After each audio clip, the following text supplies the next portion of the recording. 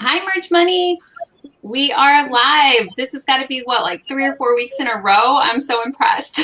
We're coming back. We used to be so good, always every Monday.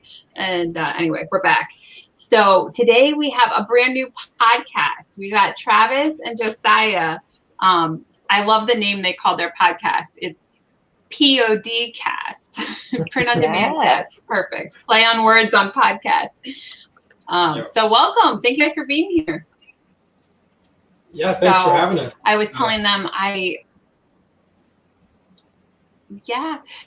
think my computer is having a little bit of a delay, so we'll see. I was telling them beforehand that I changed up my setup so I could sit in front of my computer instead of my laptop, and my lighting's all messed up. I'm all discombobulated, so I apologize in advance, guys.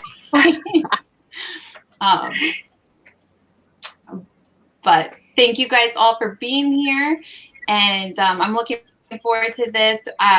Travis and Josiah had a long time doing all kinds of stuff, FBA and all kinds of Amazon stuff. So we'll dive into it, and feel free to ask questions in the chat.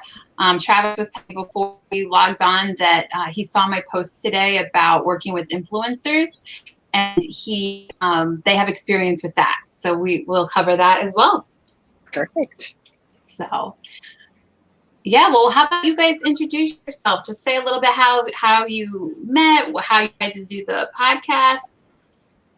Yeah, sure. All right, I'll go first. You go first. My name's Travis, and I've known Josiah for probably just over 5 years or so. And we went to the same church, and I was telling Helen before, I was already doing Amazon FBA, retail arbitrage, online arbitrage, wholesale, private label, pretty much dipped my toe in all of the things. Okay.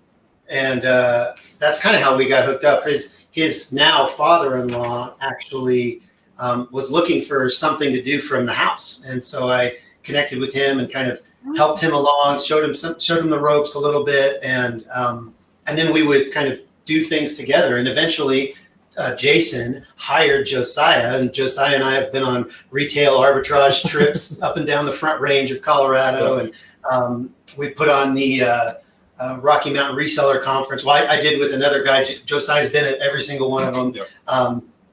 And Awesome. Eventually, as time went on, I kind of saw, in my opinion, the writing on the wall that retail arbitrage and online arbitrage and those types of things were getting harder and harder and more challenging. And so I had heard about sublimating coffee mugs. I don't even remember where I heard it. I think I actually heard it at a conference and through some people. And so I ordered a press, I ordered some mugs, I ordered an Epson printer that I, kind of retrofitted, converted, and started doing it out of my, out of my house, because I already had the skills for doing private label to like create listings and things like that. And I'd already started in merch. So I had, a lot of designs, and I'm like, well, let's repurpose these designs, put them on some mugs, and just started doing that, and was telling Jason and Josiah, man, this is actually working. I'm doing really well with these coffee mugs, and, I'm just trying to get more and more up.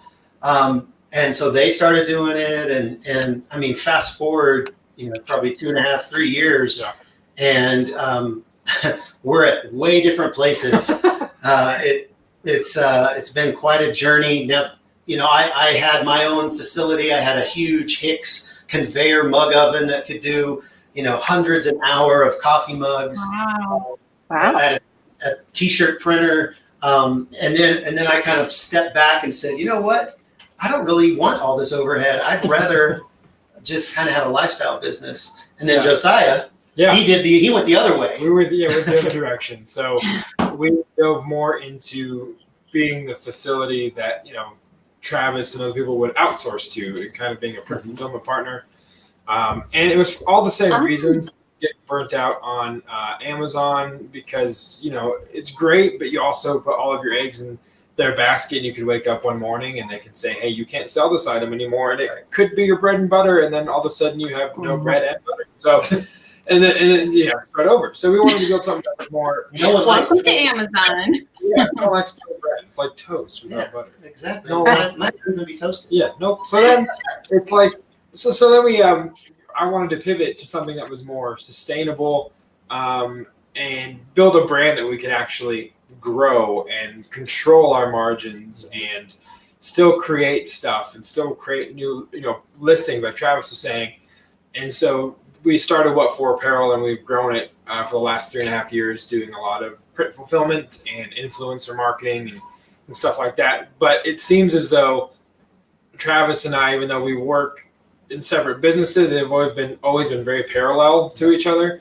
And so that's why we've done arbitrage trips and wholesale trips and going to trade shows and all that. In fact, I think our wives refer to us as our road wives. So I think that's what we were for like 2 years. I love that.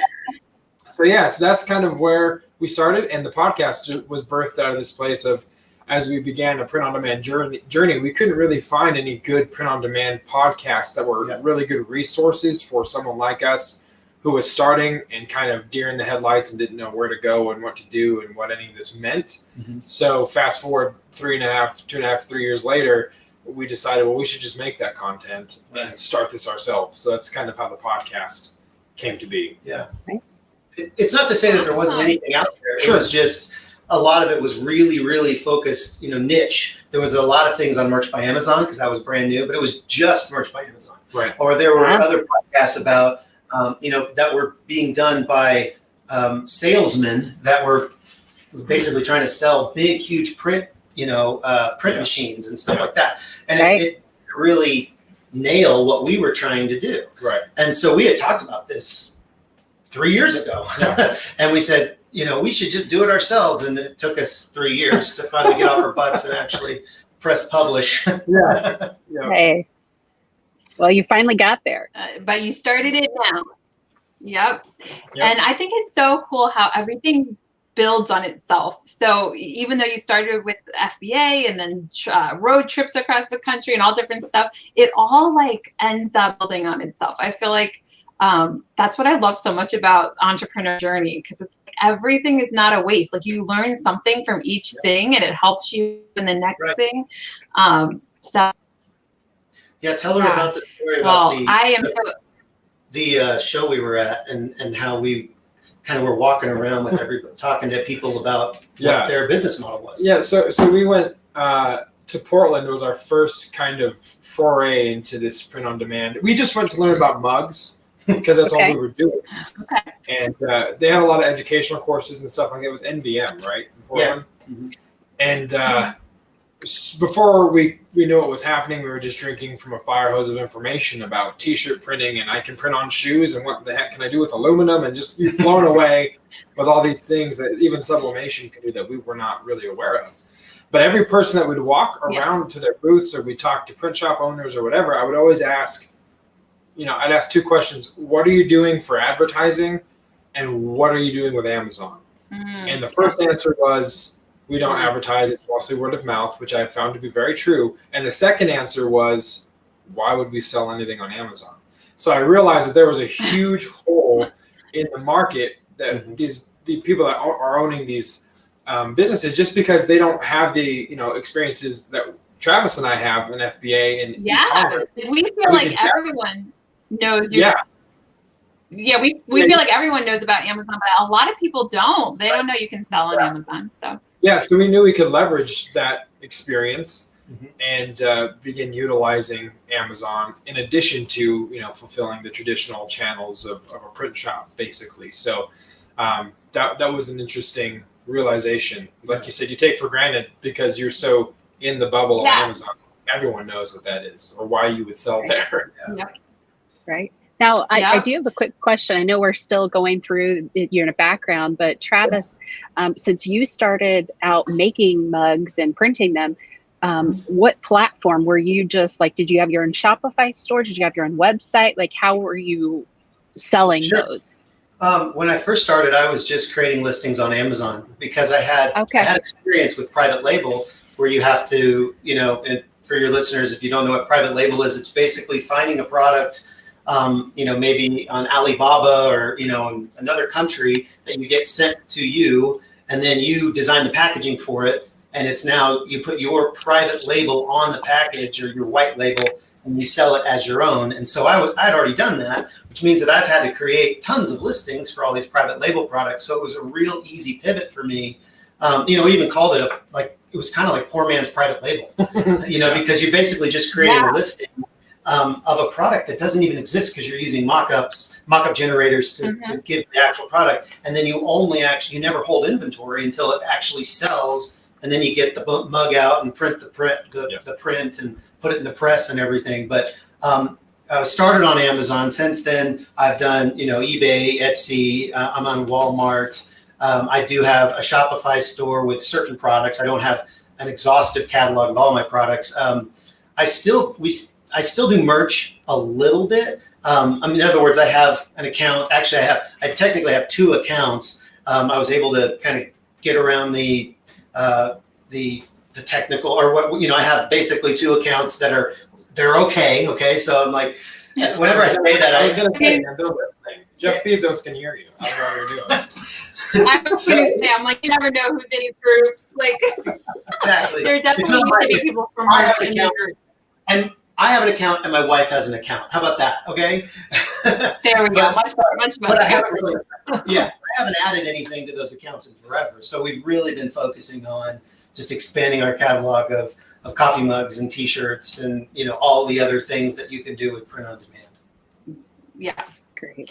So cool. So much we could go into. I'm so excited I had heard of you from the conference that you used to do. So, but I just thought you guys were all FBA. I had no idea you were doing print on demand or influencer marketing or mugs or sublimation. I mean, Walmart, I've posted so many times in the group about if anybody is a seller on Walmart, because I think that's a huge opportunity. So we're going to probably have you back on for each one of these things, Walmart, influencer marketing, all of it. And even just selling on Amazon.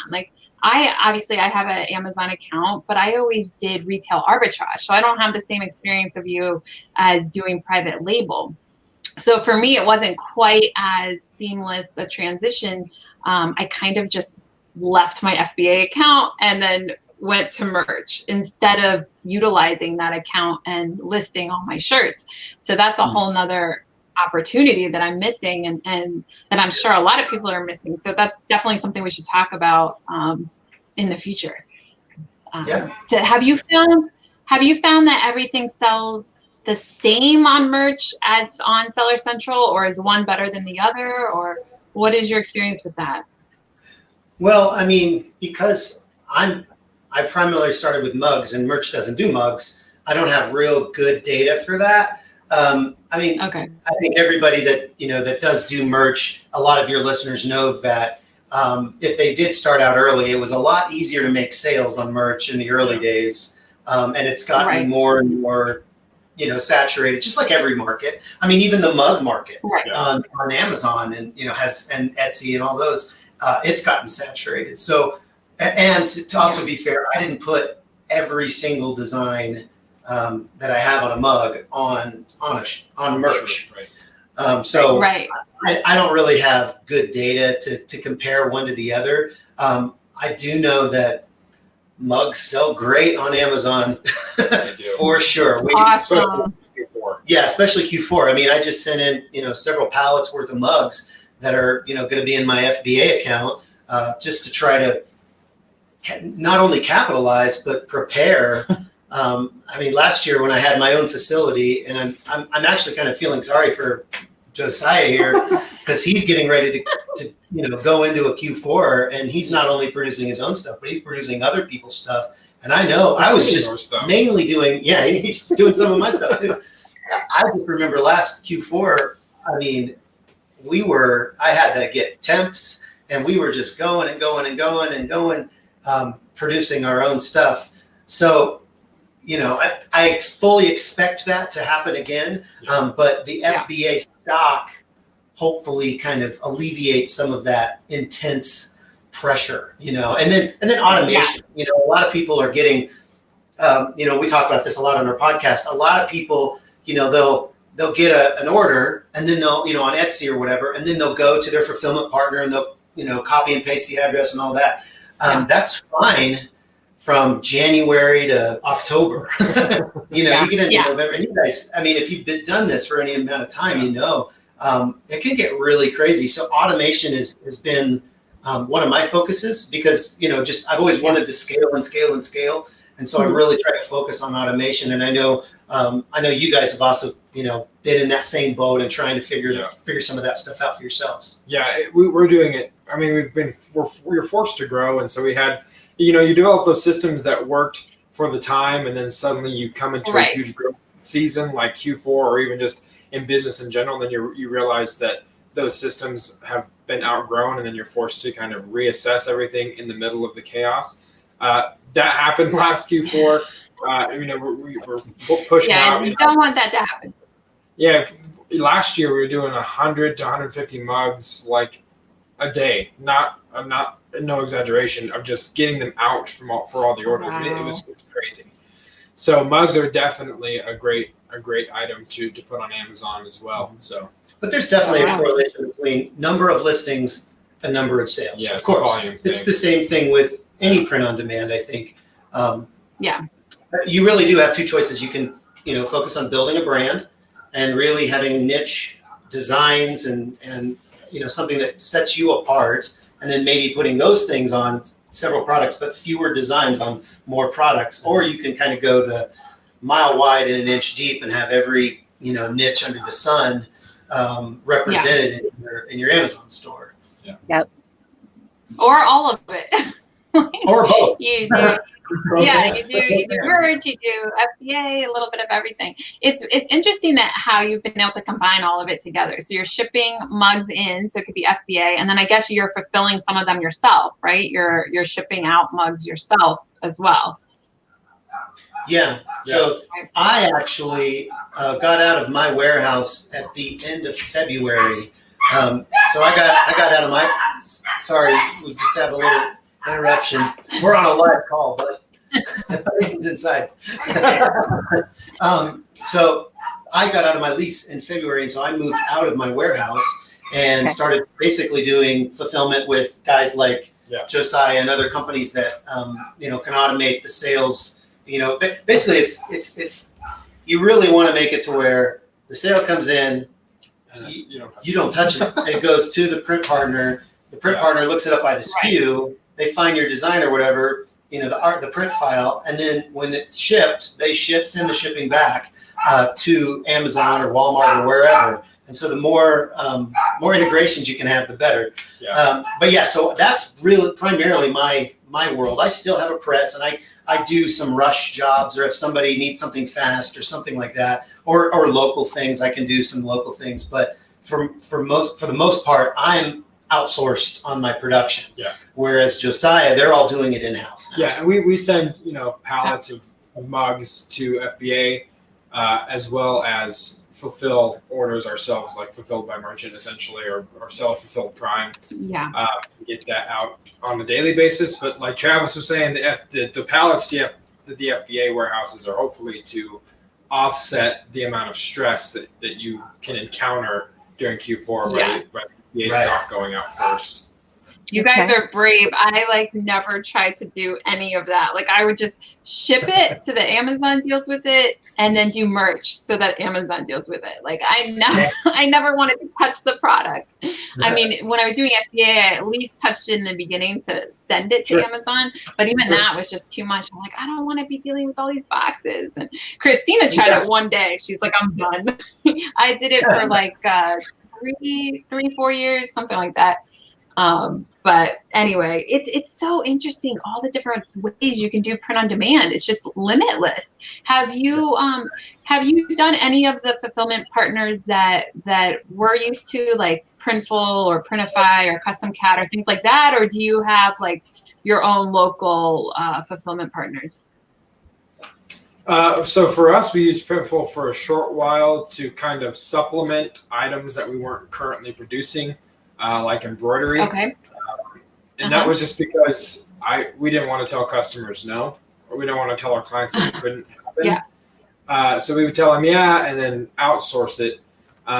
So I've used Printful for stuff like that before we brought embroidery online here, which has worked fine. I know that there's some people who have had experiences. In fact, there's a client that I'm working with now that uses Printful that are just Printful's so big and they're so inundated with orders that it's hard for them to really get orders out in a timely fashion, which is something that and it's hard to get an answer from them as to what is happening in the process. So that's one advantage that we have. They can call us and we can give them an update. We can get things out by a certain time because we have the staff, we have everything in process. So that's one advantage. But for me personally, using Printful was pretty seamless for just a few things that I did use it for. Have you used it to supplement anything? Yes. So I've used Printful. I have an Amazon Europe account. So the 5 countries in Amazon I sell on. So all of my listings that are in the US are also alive and well in Europe. And so for a long time I used Printful over there. I've since switched back to a US based manufacturer that gives I have better rates, even though I'm shipping across the ocean. But when I first moved out of the warehouse and I sold my t-shirt printer, I jumped on Printify for a while and basically created. I had a friend that he's a programmer, and he basically created me kind of a little web app or an interface or something that would go in and basically create all my SKUs and map them to the right color, the right size, and put the art on them for me, so I didn't have to do all the mock-ups. So I did that for I don't know, a few months. It was really helpful. I mean, we had to jump through some hoops, but eventually I just talked to these guys into doing my shirts for me, and so now they do my shirts, and then I've got another guy that does my mugs because he doesn't want my mug business yet. Not yet. We don't have the room. He's like, one thing at a time. I just want to real quick show Melinda's comment. She's excited to see everyone. Did it work? Sorry, I'm freezing up a little bit. And say hi to Teresa and Renee and Lance and so yeah, it's good to see familiar faces. I'm sure maybe Melinda has seen you guys before. So, well, I love hearing all these different ways to do this business. Just real quick on the fulfillment partners, because, people like me, I just don't want to touch everything. Like, I want it to be easy and seamless. So, but I understand the point of doing it yourself, because then you have more control and you can, make sure the quality is good. Like, you can find your own products and all different things like that. So what would be just a couple comparisons just for anyone who's thinking about doing it themselves? What are some things that they should think about, or what are some of the benefits of not using one of the big companies? I just said Printful because that's the biggest one, but there's several like that. Is there any good tips of why to do it yourself and how what people should think about? Yeah, I guess it kind of depends. And, we talk about this on the podcast too. It kind of depends on. I think the way we phrased it is what you want to be when you grow up, right? Like what business are you wanting to get into? Are you wanting to build something that you can expand beyond print on demand, online stuff? You can do local stuff with churches and youth groups and restaurants, and you want to kind of grow that. And doing it yourself is great. You also, like you said, you get to control your margins. The thing about doing it on your own is it is obviously a much more heavy investment up front in the machinery, in inventory, in overhead. I mean, you have to kind of factor all of that in, because if you're doing it yourself, you have to stock the colors you're going to offer, and you have to stock all the sizes that you're going to offer, and then you have to have the machine and the pre-treat. And so doing it yourself is great, but it is a much steeper learning curve than perhaps like outsourcing to someone to begin with. Now you can do both. You can outsource it and in the meantime slowly get into doing it yourself, whether it's through vinyl or transfer or print on or DTG, whatever. You can kind of do both and kind of dip your toe into what it's like to have your own, do it on your own and yourself. So I would say that's probably the biggest thing is, the margins, you can control your pricing a lot better as far as what you get per sale, but you have to kind of also factor in the investment that it's going to take in order for you to have that ability, and how long it's going to take you to pay off that investment by selling, on Amazon or Etsy or Walmart or whatever platform. Right. Yeah. Well, I think this is the perfect.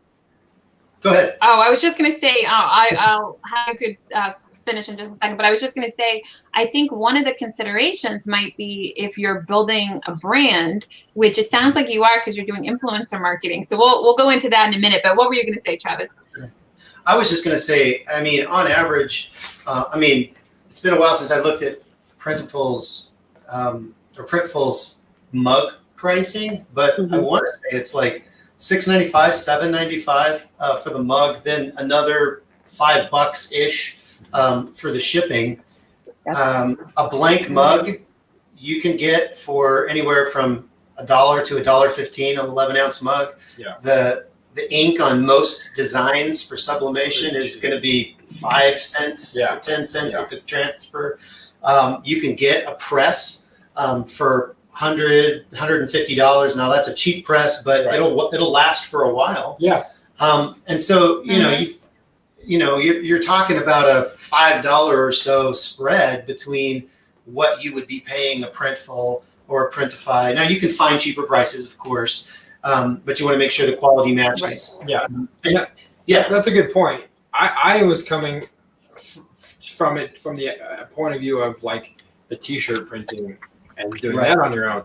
But breaking in like we did, doing mugs on your own is a much more inexpensive investment just to, house the mugs and print them yourself. So mugs, if you want to start doing it yourself and on Amazon, mugs is a great kind of barrier of entry. Vinyl's another one. You still have to stock a lot of shirts. Sure. If you're going to do vinyl shirts, but the vinyl cutters themselves aren't as expensive as, say, an Epson F2100 GTG. Yeah. Okay. And I think stickers too. Have you guys tried stickers? Because I think some people do that because I think those aren't that expensive to make stickers. I don't know. I've never done it. No, that's not something we've done, but I know you can get wide format printers that aren't, $15,000 that can do a lot of things. I know a guy who does posters. Same type of thing. He does. And it's a wide format printer, and then he just rolls them up in a tube and ships them off. So there's a lot of opportunity that's it's not the $15,000, $20,000 with the pre-treater initial investment to do your own merch by Amazon, if you will. Right. I do have a quick question about doing sublimation mugs. So we have a question from someone saying that they've already got a mug heat press and they're looking for a printer suggestion that's not thousands of dollars, but still, has good quality. Yeah. So when I got started, I had an Epson C something. I can't remember what it was. But then I got what's called a CISS kit that tied into the print heads, and then you get the ink that would sublimate, or the sublimation ink that you would fill up with little tubes, and then it would actually print on that. The next step up from that probably is a Sawgrass, which used to be Ricoh. They have an SG500 that just came out. Their old version is an SG400, and there's two sitting right over there. I see. I've got one at home, and those are going to be around $400. They're going to be faster, and the quality is really good. And then we just go up from there. There's a brand new one that Epson just came out with. It's really cheap ink costs if you're going to do maybe larger sublimation things, larger than mugs. But it's new and it's over $1,000. So that I guess that's out the window. Yeah, we've had great experience and luck with the Sawgrass SG400, now 500. They're reliable. They last. That's what I would recommend for someone starting out. That would be a perfect go-to because you'll be able to grow. It'll grow with you. You'll do mugs, and if you want to do other, so I think it goes to 8.5 by 11 as far as the size of sublimation ink or print that you can produce. So I think that'd be my recommendation. It's been great. Okay. And would there be any, this might be a loaded question, are there any resources that you guys are aware of that would help someone learn more about printing their own mugs? Yeah, I was going to say the podcast. Yes, the podcast. Oh, yes, that is the resource we would recommend. Okay, great. And I saw that you guys have, it looks like about 4 episodes already. Do you have one that talks more in depth about printing mugs and things like that? I don't know that we have a specific one on mugs. Okay. But we can. Yeah. Yeah. I mean, I don't necessarily have. Give them time. Yeah. Well, the one thing I'll say with any of these, ways to print on your own, there's going to be a trial and error. I mean, you're not going to listen to a podcast and make a mug perfectly the first time. It's going to take a while. I mean, even the way we do our internal processes for actually like printing and doing, they're different. They figured something out that works for them and their system. I figured something out that works for me and my systems.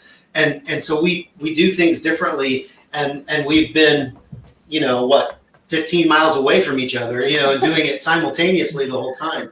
So, I mean, there's definitely a learning curve, but yeah, I mean, you can obviously reach out to us, info@Print on Demand Cast. If you do have questions, I had a great conversation with a lady the other day about just this topic and kind of some things to look out for. She's got a sawgrass actually on the way to her.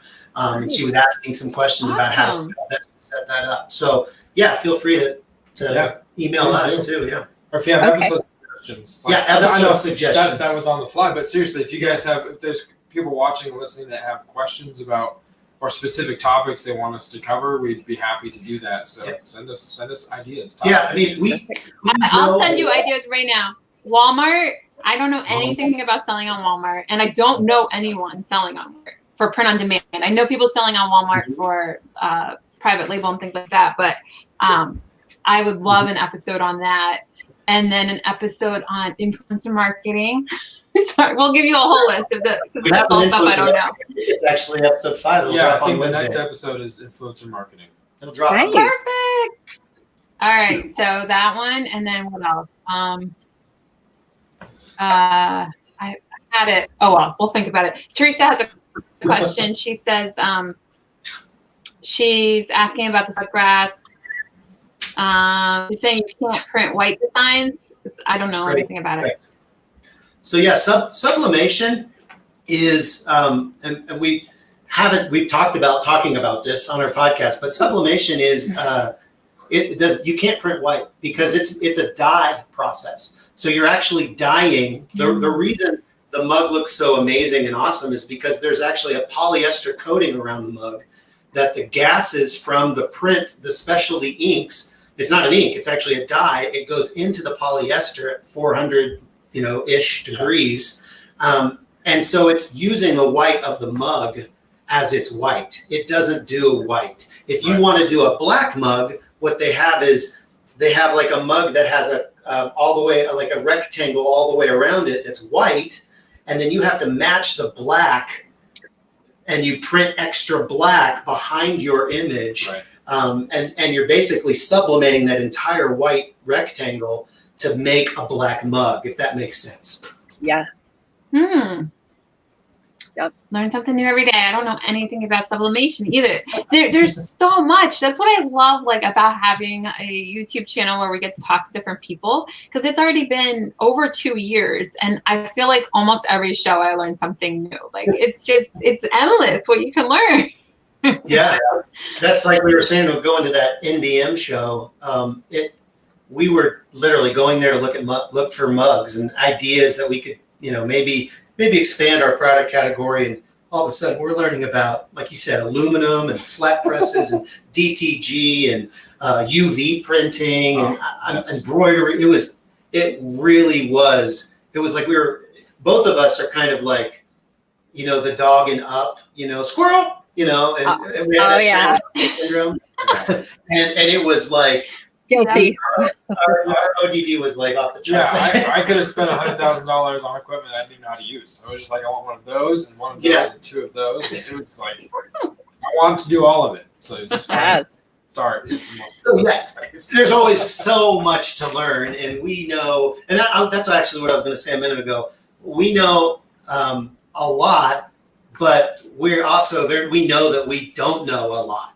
And so we're never going to say, we're going to give you the advice that we have from our experience. And if we don't know something, we don't know it. We'll try to figure it out. We'll find the answer, or we'll just tell you, we don't know it. But that's kind of why we started the podcast, because we're like, that whole imposter syndrome thing, you don't realize how much you actually know. My wife is constantly telling me that. She's constantly saying, you know so much about this stuff. You should be telling people. You should be teaching people. You should be doing all these things. Yep. And finally, we feel like we have kind of a platform with the Print on Demand cast to start doing that. Yeah. Which is fun. Perfect. I'm so excited you're going to do that, because it's so many people have that imposter syndrome, or whatever you want to call it. Like, even when I try to get people on the show, they think that they can't do it for some reason. I'm like, I am learning from you. Like, please come on the show. But anyway, so I'm so glad that you guys are starting it now, because I've already learned so much from you in like 5 minutes. So I'm definitely looking forward to the podcast and learning more. But I was going to say, so you were talking about, like, if you're building, like, you guys are actually, having employees and warehouses and equipment and doing some of the stuff yourself. So are you also building your own brand? Are you building more than one brand? How are you doing that? Well, so my wife has started an Etsy shop, which is a brand that she's been building for the last 3.5 years. Because the business, Well for Apparel, is run by myself and my father-in-law. And so she wanted to kind of launch a home decor brand. And the notion to my father-in-law and I of printing anything on a pillow cover was ludicrous. So we were like, well, we'll give it a shot. Jason was basically trying to be a good father, and I was trying to be a supportive husband, and saying, like, all right, cool, like, let's do. So she started Bonnie Jean's Homestead Prints on Etsy, and man, she has built that thing in the last 2.5 years to where she is our number 2 client, if not number 1, depending on the month. Wow, pillow that's covers, amazing. Wooden signs, so we print on pillows, wooden signs, tea towels. Of course, she sells mugs and shirts, and so she utilizes everything that we have at our disposal to print on, and she's built that brand up very successfully. So that's one brand. I think for us internally, that's like the only brand that we're building. Otherwise, we kind of influencer marketing thing of helping people sell their brand that they've already built. Their brand. Okay. So are you kind of like are you pretty much a fulfillment company yourself then? So you work with other sellers, or how? Yes. So we have, we work with. That's what I wasn't understanding. Okay. If anyone out there needs a fulfillment partner, well4apparel.com. We'd love to help you. We work with Travis and a seller out of California, and then we fulfill a lot of people's Etsy stuff as well. Their Etsy shop will fulfill to their customers. So we do a lot of fulfillment, but Bonnie Jeans would be the only brand that we are building internally, I guess. You have the Matron Mark. Yeah, right? We've done some niche brand stuff, and have I experimented. I took it on Facebook and actually, believe it or not, ran a profitable campaign on Facebook, which to me still shocks me because I had never done it before, but I learned a ton. Actually, I was right before I came over here. I was tweaking some stuff and actually created my first lookalike audience to do a campaign to, and so there's some of that going on. But again, it's like I really feel like it's the tip of the iceberg to what you can do with Facebook marketing, and those guys, they think in ways that I just don't understand. It's like they're like Jedi masters, and I'm a lowly Padawan, I guess. Good reference. Thank you. Hey, Jacob. Jacob Faces said hi. And Christine. And hi, everyone. If I missed anyone, thank you guys. So, all right. Well, gosh, there's so much to think about. So many questions to ask. Go ahead, Christina. Are you going to say something? Josiah, can you repeat the name of your company, the fulfillment? Yeah, for sure. What For Apparel. You can find us at whatforapparel.com. What For Apparel on Facebook, Instagram, Twitter, all of the vestiges of social media. Tell them the reason you called it What For Apparel. Okay, so yeah, that's a good story because a lot of people don't understand. Not the number 4. No. Yeah. Even my wife's like, why did you name it What For? So my father-in-law and I have background in church ministry and music. We did a lot of the worship ministry, which is how we met as well. Been on the same worship team at church. And so we wanted to start something that would be for the creative. And initially we thought about just opening it to musicians because musicians have so much going on and they're trying to sell their own brand that merch is oftentimes the last thing they think about because they don't want to house and store all this stuff. So we're like, what if we created a platform that allowed them to open up an online store, have virtual inventory completely free, and we print what they sell and they make free money basically at the end of every month. Yeah. And instead we took that idea and said, well, why don't we just open it up to influencers of all types, not just musicians? And we were trying to think of a name. We were sitting around the desks and trying to think of a name, and I think Cause-Driven Apparel was one, or Good Cause Apparel, or something like that. And I just said, why don't we call it What For Apparel? Because if, Helen, you were to come to me and say, hey, you should buy my shirt, my first question probably is going to be, what for? Well, it's for my cause, for my platform, it's for my, so that's why we called it What For Apparel. And even the logo has a question mark in it, What For apparel. But so that's kind of the origin of the name and kind of just, kind of speaks to the mission statement of why we started the company. So yeah, whatforapparel.com and then again, What For Apparel on all social media platforms. So you're supporting influencers. You're supporting influencers. So when you say you're working with influencers, you're helping them sell their products. So there's so many different ways.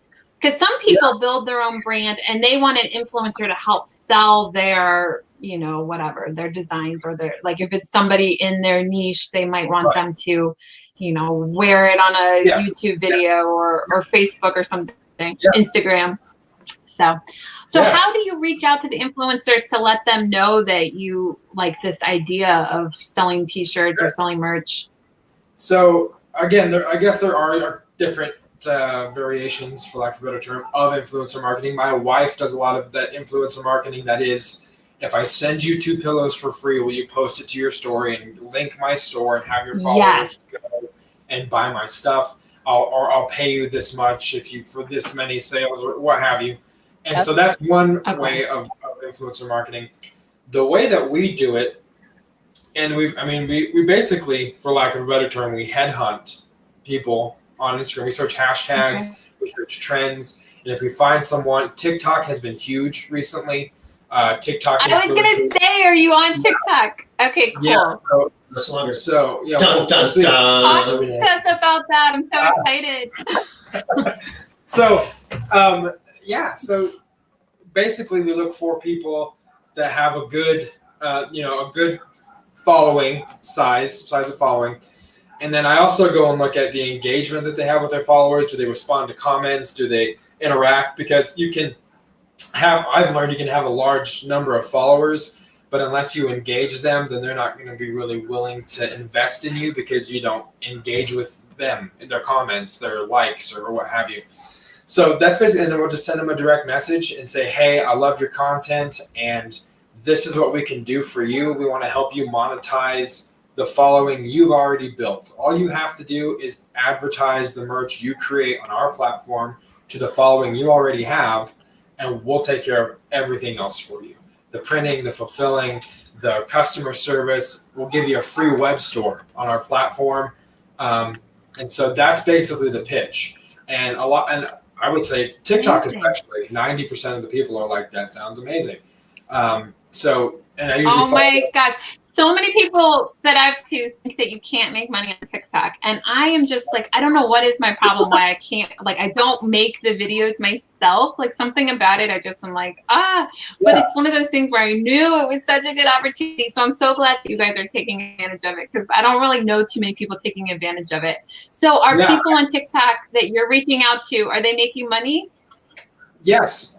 So one of the guys, and I don't make a lot of, I used to make some TikTok videos, but I've gotten so busy that I don't have the time to film and edit. You're making other people's TikTok merch. Yeah, exactly. So I can't make the videos anymore. But so one guy that we talked to, you know, when I found him, he had like 600,000 followers, and I thought he was hilarious in the gimmick that he had and stuff. So I pitched him.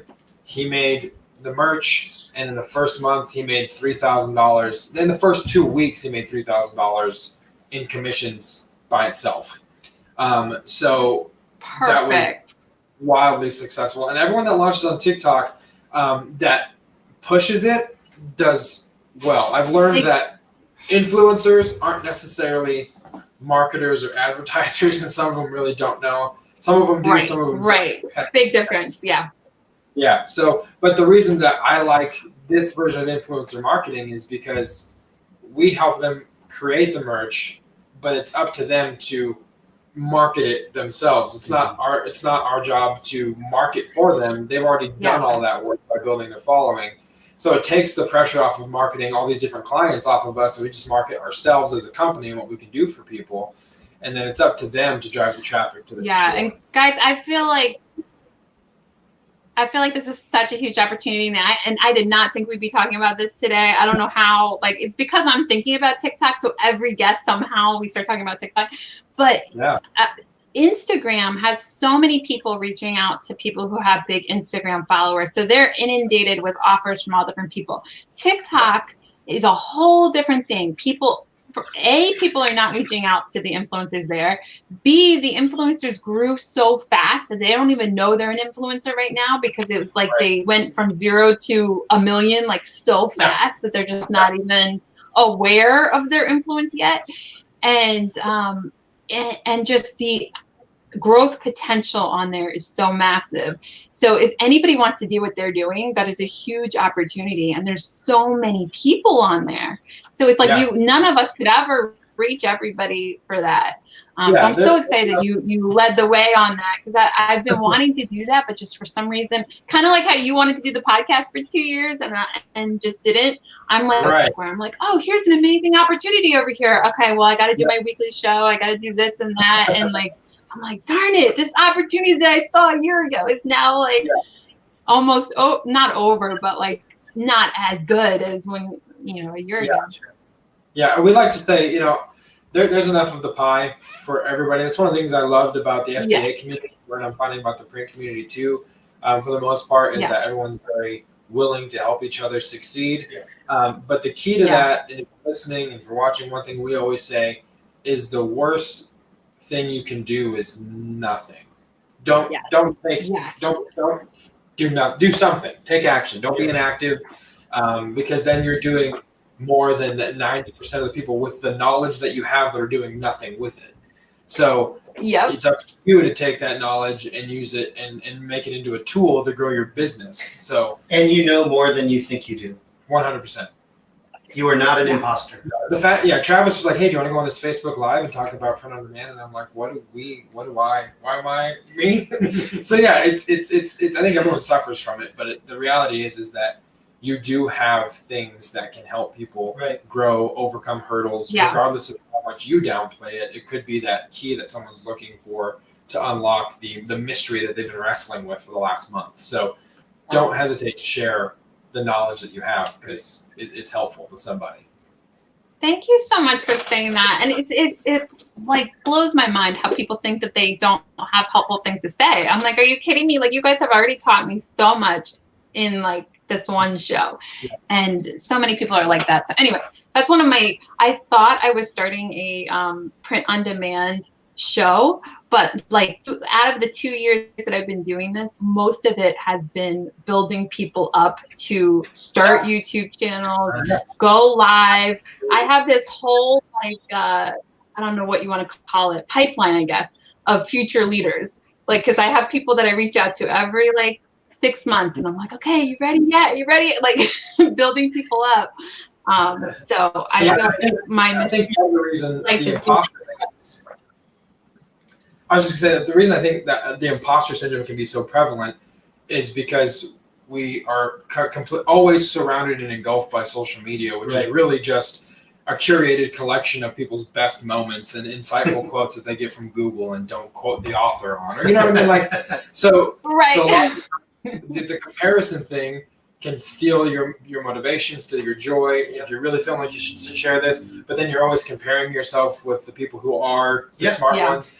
They got there because they opened their mouth and started sharing knowledge, and people saw it being valuable. Case in point. The print on demand cast is exactly that. I mean, people could be hearing this stuff right now and being like, oh man, I've been doing this for 3 years and I don't have half of the experiences that Travis and Josiah. No, you have different experiences that are in some ways probably better than some of ours. Something. Exactly. Probably. So yeah, that's the whole thing. And the print on demand cast, like you said, your show has become more about building people up. And I think for Travis and I, the biggest goal for us is to equip people with not only the tools, but the confidence to realize that they can do it. And if we can edify people in the process as well as educate them, I think that for us is the perfect scenario. And have a few laughs along the way. Yes. And drinks. You gotta do your cheers with your beers. I my water. Jay was on the show, was it last week? And he's like big into wine. So I like quickly before the show ran down and got a glass of wine. But this show I forgot. I just have water. Yeah, me too. Water. All right. Bud Light's basically water anyway, so it's the same thing. Exactly. There you go. Perfect. Well, this is so fun. I'm so excited to learn all this stuff from you guys. Oh my gosh, it's almost 9. I'm looking at the clock. This hour flew. You're right. Let me just turn it over to you. Yes, I'm like, I got to only like run out of like my 100 questions for you guys. I don't really have that many, but I just know I could learn so much. Tell us whatever you want to tell us. What about your podcast? About anything you want us to know? I've been talking a lot. No, that's fine. We would love for you to check it out. And if you don't like it, what have you lost? You've lost an hour of your time. I mean, our goal is to basically be the podcast that we wish we had found 3 years ago. So we're going to be talking about, and I'm basically we have even parroted a lot of the things that we've already talked about. But on the show, we plan to talk about all the different channels: Amazon, Etsy, eBay, Walmart, and Shopify.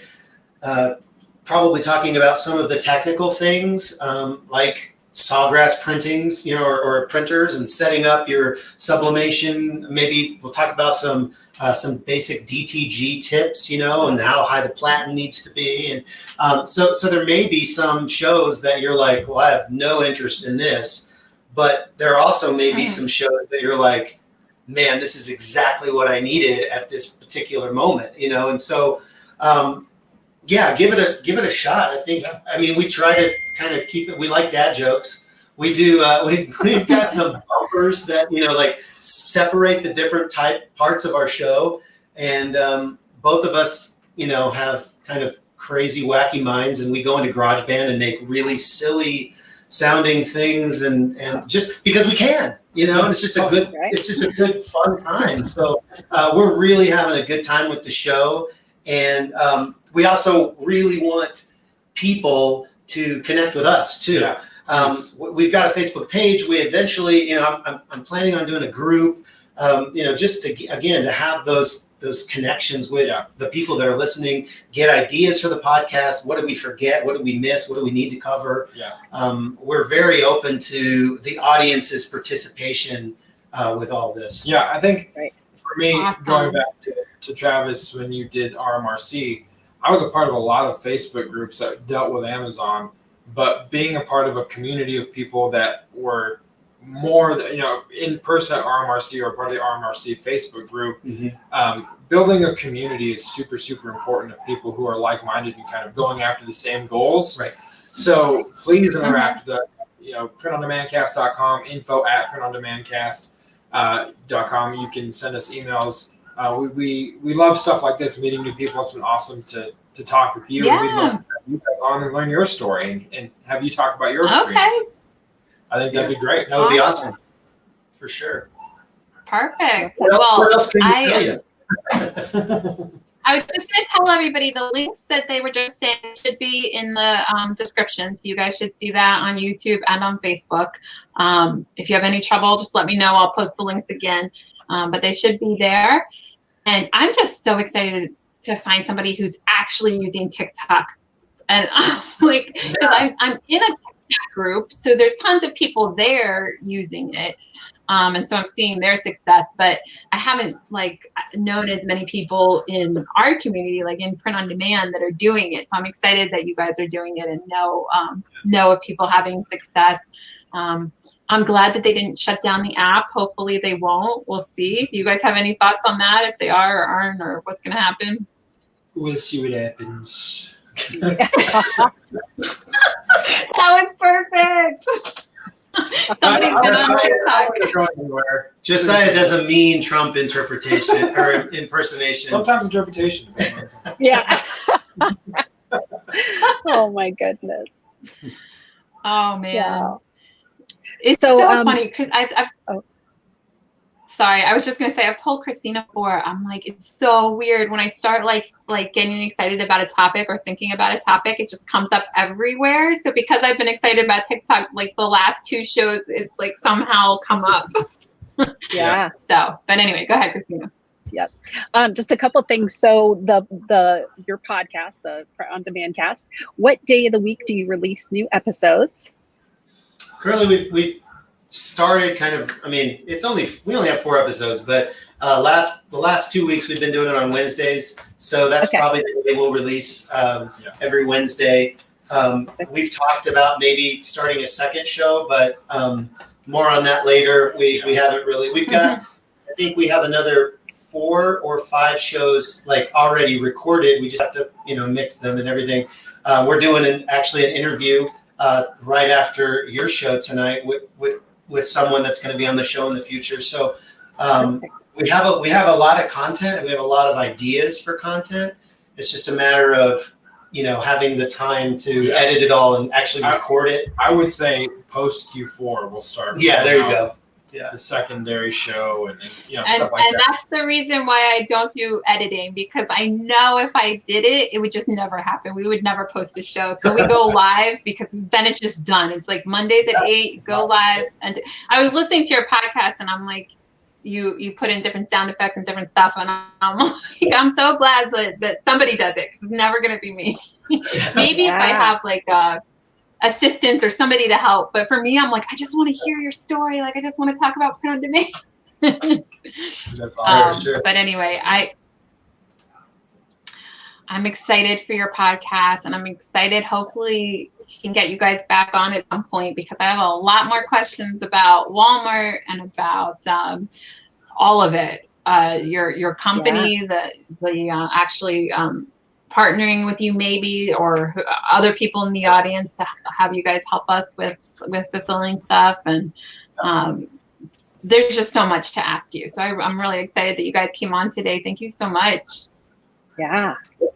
Yeah, thank you. And we're like I said, we're happy to come back again. And this has been awesome. We've had a lot of fun. So at least I won't speak for Travis. I've had a lot of fun. I had a lot of fun too.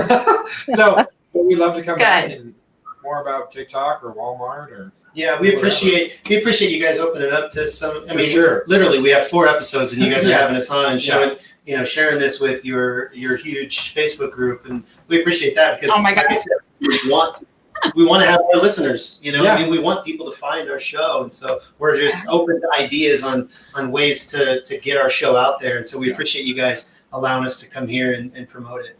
Yeah, absolutely. That's what we're about.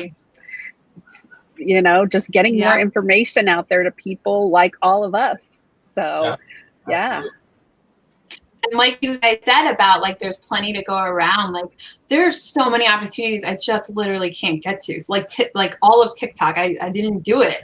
And then same with like mugs and all the different stuff you guys do. I haven't even tried it. Like I have been YouTube, our Facebook group, merch, and then like trying to do KDP and Redbubble and like a few other platforms, and that's about it. Then it's like, oh, my day's gone. So there's so many other opportunities, and I wish we had like an extra 24 hours a day. Yeah, sure. For sure. That's where hiring comes in. So, that's the other show I wanted to do. Hiring. Yeah, hiring and VAs and all that stuff. Yeah, so that's what I really need to do because I do way too much myself. So, All right, so we'll like have to book you every week for like the but yeah, there's a lot I want to learn from you guys. So, Cool. All right, well, did we cover everything? I know you guys got to go do the interview. I think that's probably it, right? It was great. It was a lot of fun. We'll do it again for sure. Absolutely. All right, well, thank you so much, and thank you everybody for watching, and we'll see you guys next time. See ya. All right, bye everybody. Everyone.